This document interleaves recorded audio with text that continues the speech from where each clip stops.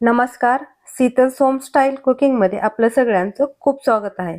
आज आपण पाहणार आहोत पनीर लबाबदार।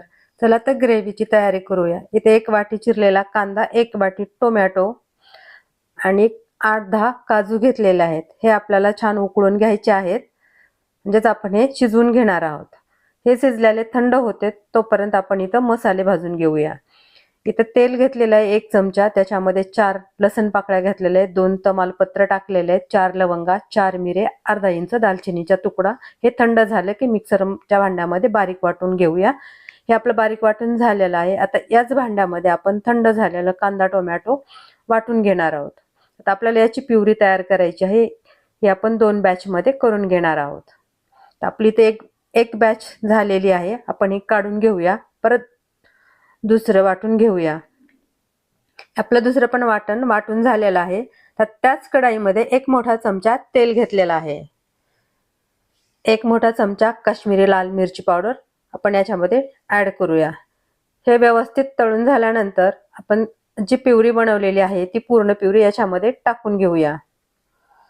तर आपण दुसरी पण प्युरी याच्यामध्ये टाकूया आणि व्यवस्थित हे मिक्स करून घ्यायचं आहे। आपलं हे मिक्स करून झालेलं आहे। 2 मिनिटांसाठी आपल्याला ही छान परतून घ्यायचं आहे।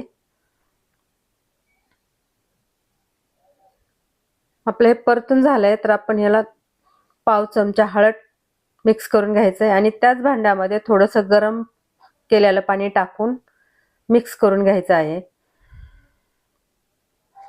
म्हणजे आपलं वाटण त्या भांड्याला चिकटलेलं राहणार नाही, म्हणून आपण ते भांडं विसरून पाणी काढून घ्यायचं आहे। तर आपले 2 मिनिट झालेले आहेत। पाहू शकता छान अशी उकळी आलेली आहे। मिक्स करून घ्यायचंय। त्याच्यामध्ये मसाले टाकूया। 1 चमचा गरम मसाला, 1 चमचा पनीर मसाला, चवीनुसार मीठ। व्यवस्थित मिक्स करून घ्यायचं आहे।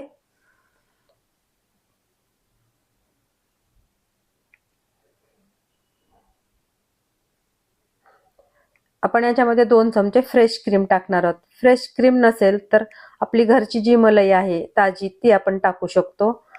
आणि 1 पनीरचा तुकडा जो मी किसून घेतलेला आहे तो 2 चमचे टाकलेला आहे। व्यवस्थित मिक्स करून घ्यायचं आहे। हे मिक्स झाल्यानंतर परत आपण 2 मिनिटांसाठी याला झाकून ठेवूया। हे 2 मिनिट झालेले आहेत। छान अशी ग्रेव्ही तयार झालेली आहे। आता आपण त्याच्यामध्ये पूर्ण हे पनीर टाकून देणार आहोत। पनीर टाकल्यानंतर परत 2 मिनिटांसाठी आपण झाकून ठेवणार आहोत, कारण पनीर टाकल्यानंतर आपण जास्त वेळ शिजवून घेणार नाहोत, कारण पनीर हे चिवट किंवा रबरासारखं होतं। आपण थोडा वेळ शिजवून घ्यायचं आहे। तर याच्यावरती बारीक चिरलेली कोथिंबीर मिक्स करून घ्यायचंय। आपलं हे पनीर लबाबदार तयार आहे। तुम्ही पाहू शकता मस्त असं मऊ लुसलुसीत छान झालेलं आहे। नक्की ट्राय करा। व्हिडिओ आवडल्यास लाईक, शेअर आणि सबस्क्राइब करायला विसरू नका। तर पाहू शकता आपण एका वाटीमध्ये काढून घेतलेला आहे आणि इतकं छान आणि मऊ झालेलं आहे। नक्की ट्राय करा।